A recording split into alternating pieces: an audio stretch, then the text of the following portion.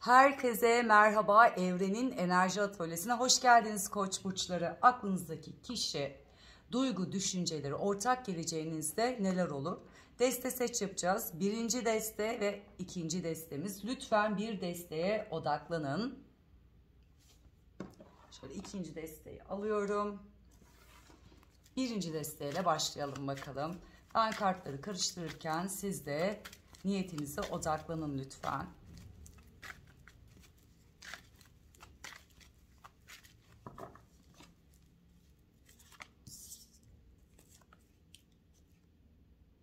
Hadi bu da buraya gelsin bakalım.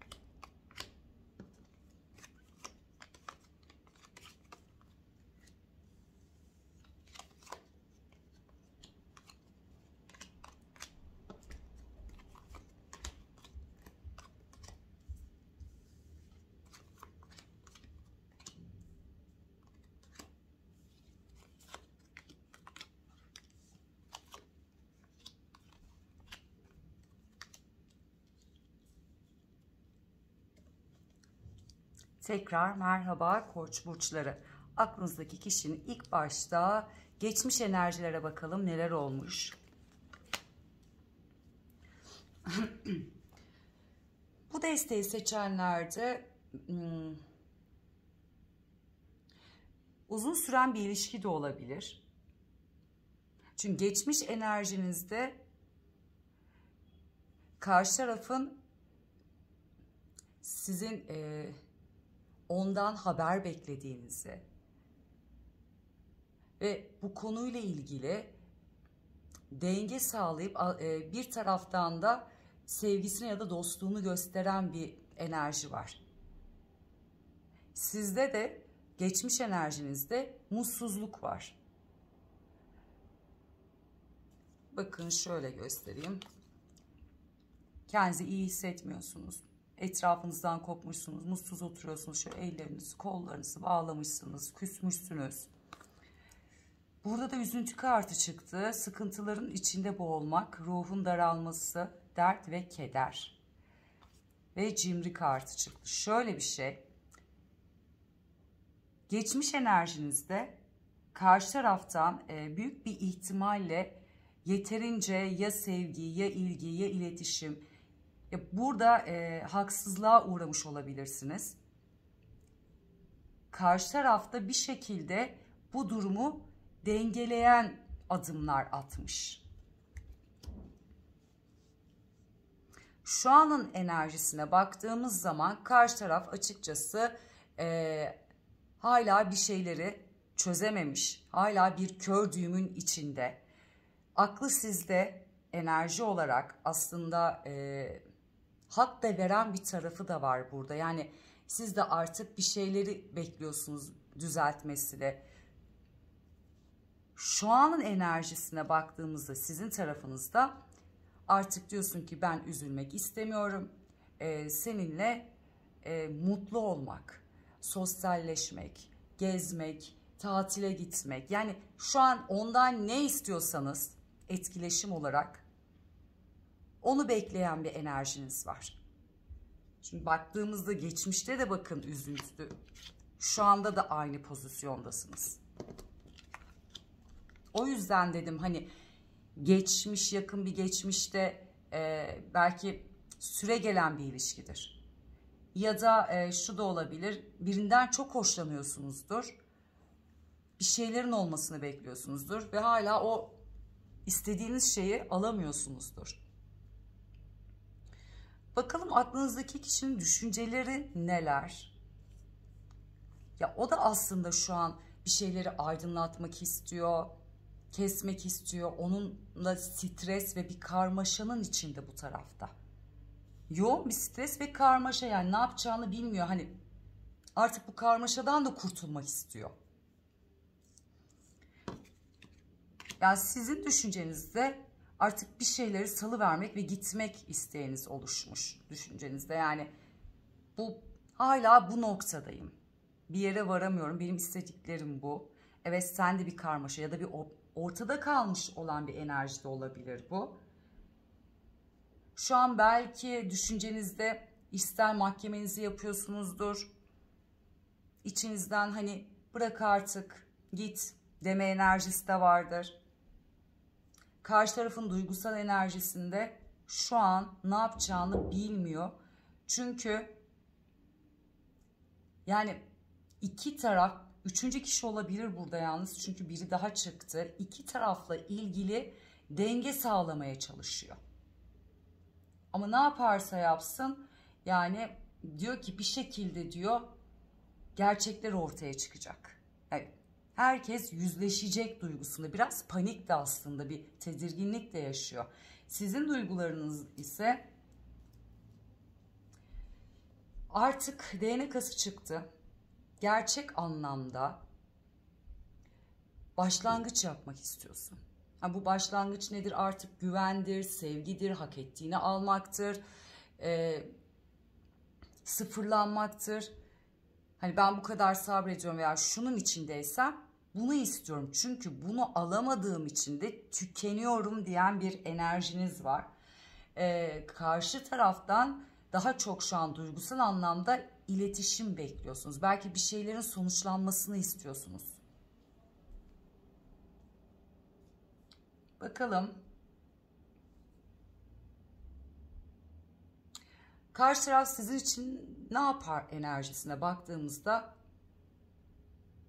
şu an istediği çok aslında ister olarak ama maalesef ki bakın şurada size böyle pozitif şeyler söyleyebilseydim, köşeye sıkışmış hissediyor. Ya baştan beri baktığımda hep bir kördüğüm, bir karmaşa, bir mahkeme, adalet, stres.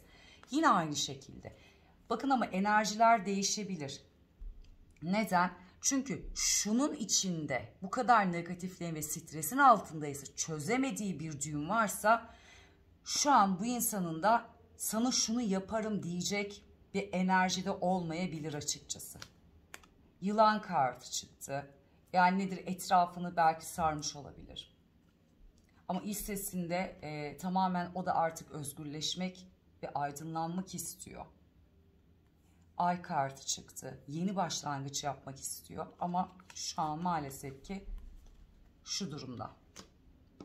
Size baktığımızda siz yıkarım diyorsunuz buraya. Yani yoksa ben her şeyi bitiririm. Hiç olmadığınız kadar hani o asi, ne istediğini bilen bir enerjiye bürünürmüşsünüz.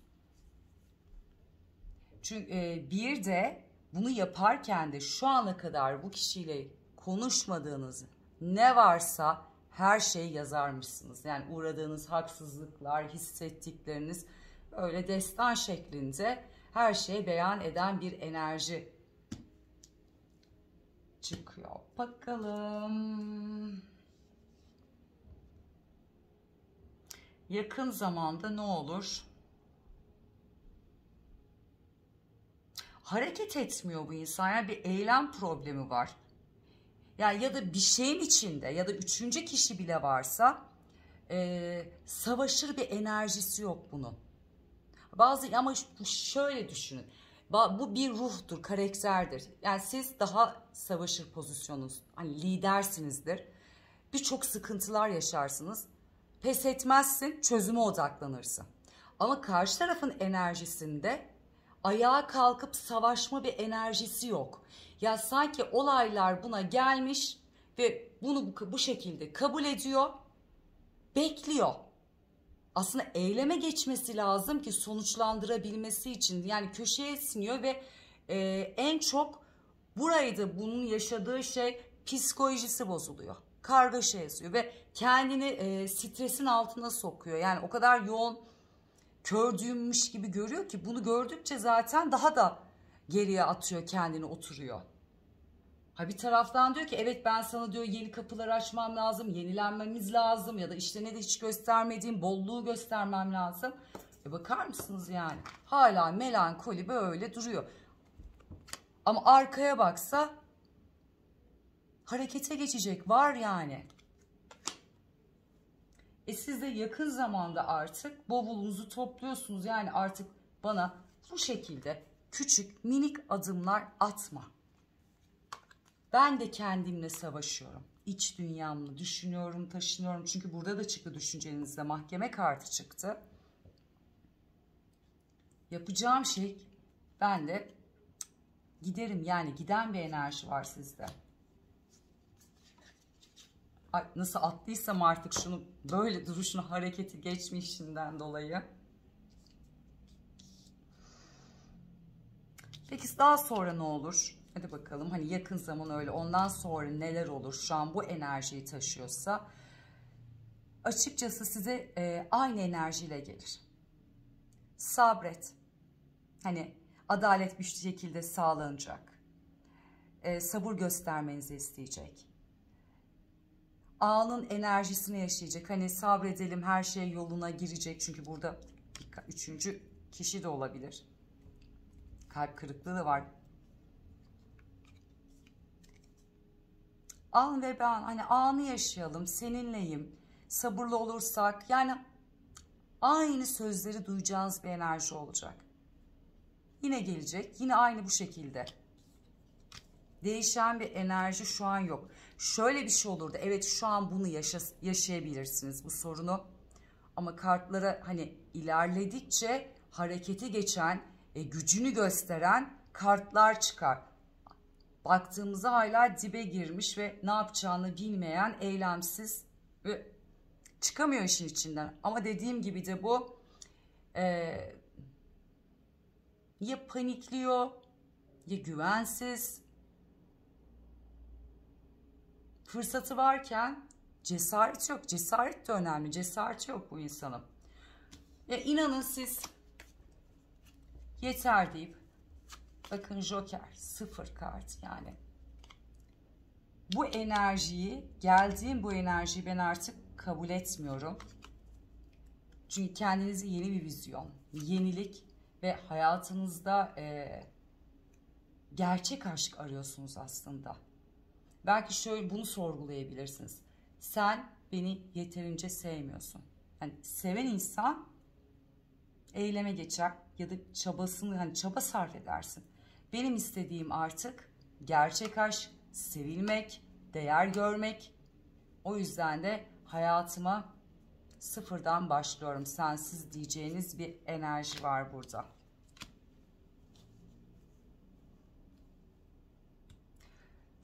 Beni dinlediğiniz için çok teşekkür ederim. Yaşadığınız her neyse umarım şifalanır. En hızlı böyle şekilde, en kolay yoldan hayatınız böyle tüm güzellikler, mucizeler aksın diliyorum. Teşekkür ederim. Merhaba Koç burçları ve ikinci destemizi seçenler. Kartları karıştırıyorum. Lütfen siz de aklınızdaki kişiye, niyetinize odaklanın. Kartlar bize rehberlik etsin.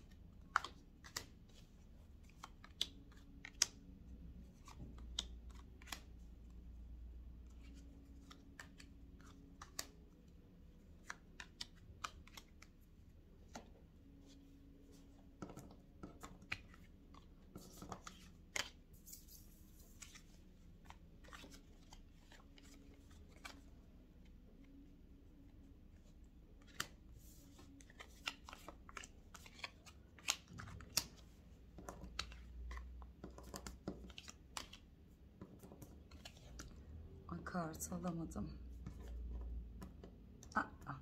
Şöyle yapayım.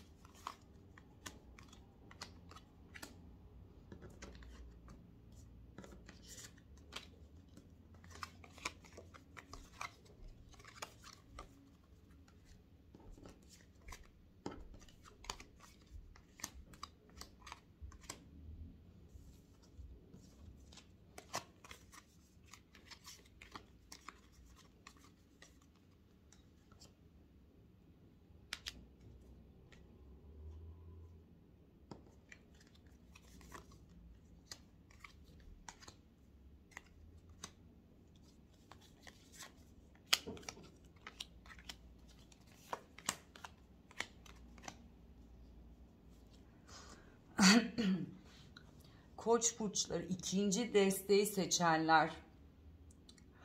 Burada enerjiler o kadar birbirinden farklı ki.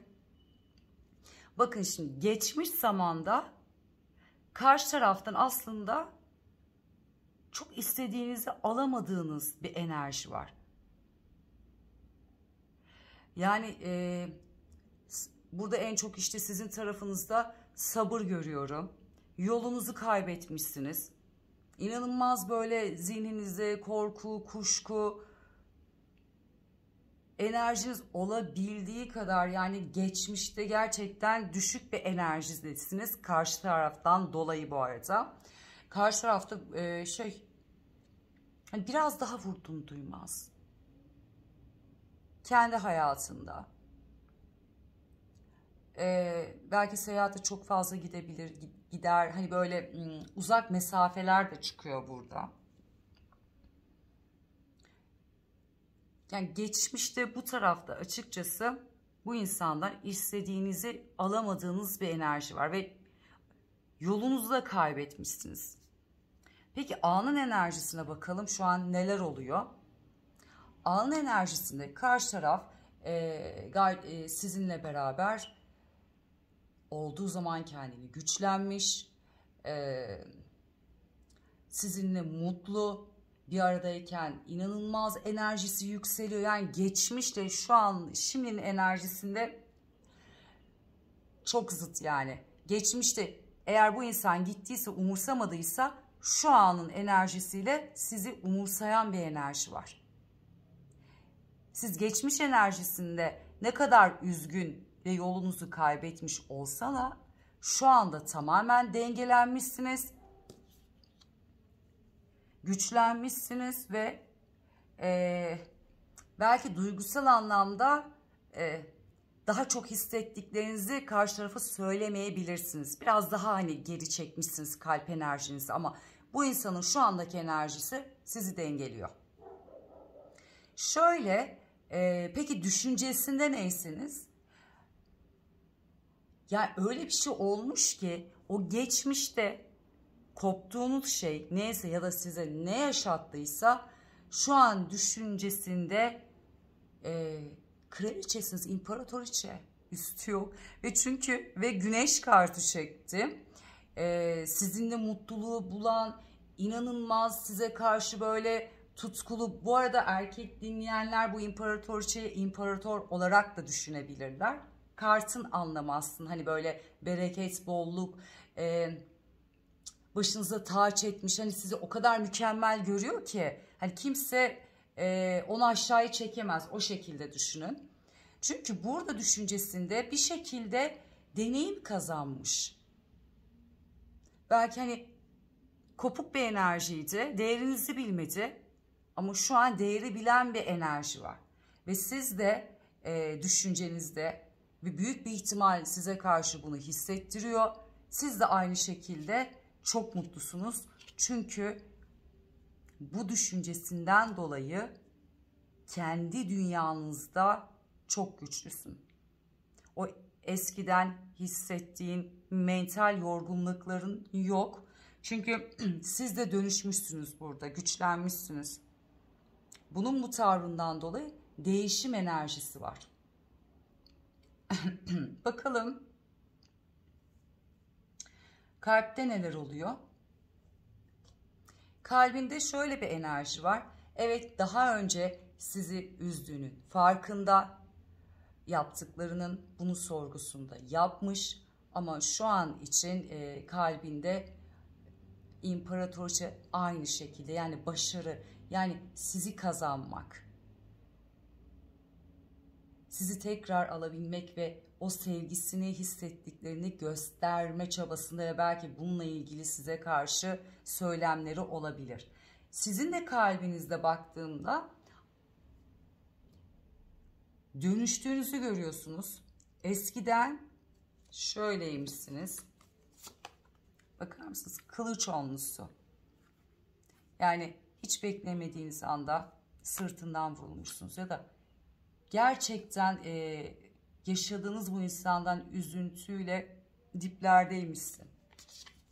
Ama şu an tamamen enerjiniz dengede, kendinizi çok şanslı, böyle bereket, bolluk ve değişim enerjisi.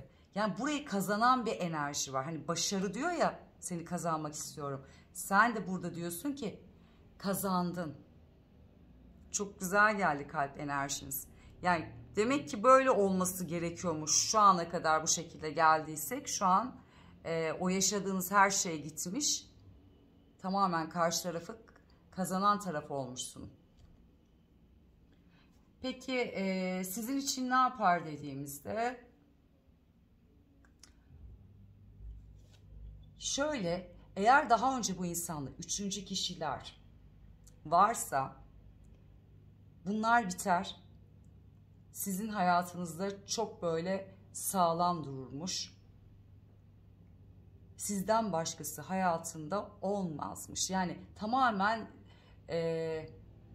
çapa kartı çıktı. Yani sizde durur, gitmem diyor. Yani diğer taraflar hiçbir şey umurumda değil. Sen ne istersen onu yaparım enerjisinde. Sizin enerjinizde siz ona ne yaparsınız? Bu gelişi, bu cesareti siz de aynı şekilde cevap verirmişsiniz. Ben de sendeyim ve bunu bekliyorum diyen bir enerji var. Yani duygularınız ve birbirinizi yapacaklarınız şu an dengede gidiyor. Bakalım sonrası neler olacak.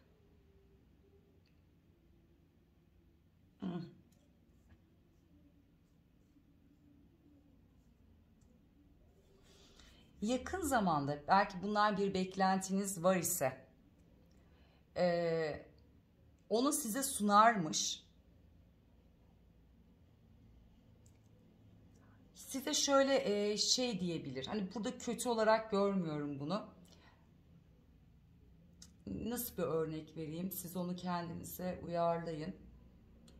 Bir yere gideceksiniz diyeyim. Bir hafta sonra sen bir tatil istiyorsun. Karşı tarafta diyor tamam.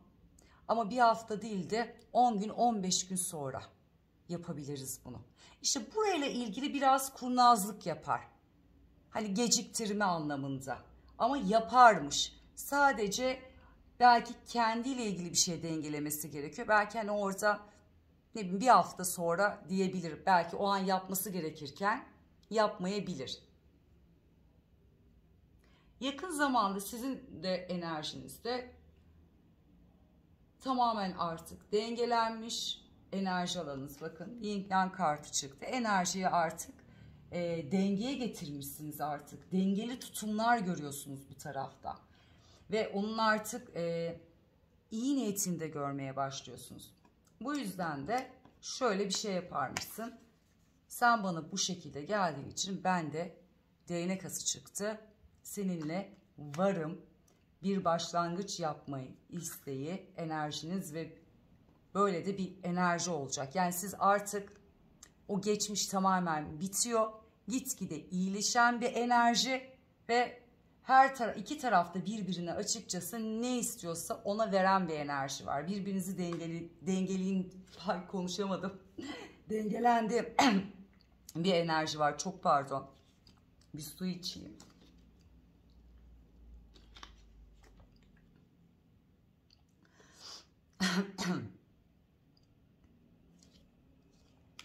Şöyle ortak geleceğinizde karşı tarafın hiçbir enerjisinde denge bozukluğu yok. Daha güçlü gelirmiş. Ne istediğini bilen bir enerjide ve tüm şansıyla, tüm bereketiyle, bolluğuyla sizinle olurmuş ve sevgisini gösterirmiş. Aynı enerjide, frekansta giden bir enerji var. Ama sizde şöyle bir şey var. Kendinizi hiç olmadık kadar böyle çok şanslı hissedeceksiniz. Çünkü bu insanla daha önce böyle yaşadığınız için ve sonra artık bir imparatoriçe olduğunuz için ve her defasında bunu gösterdiği için sevgisini, eylemlerine ne kadar şanslı olduğunu görürmüşsünüz. Şöyle bir şey var sizin enerjinizde. Siz sonrasında karşı tarafa biraz politik olmaya başlarmışsın. Olma nedenin de ilişkiye devam etmem gerekiyor mu yoksa bitirmem mi gerekiyor? Buraya kart açacağım. Neden böylesiniz? Çünkü karşı tarafla ilgili şu ana kadar enerjisinde bir şey görmüyorum. İyileşen ve sizi tamamlayan bir enerji var. Bakalım.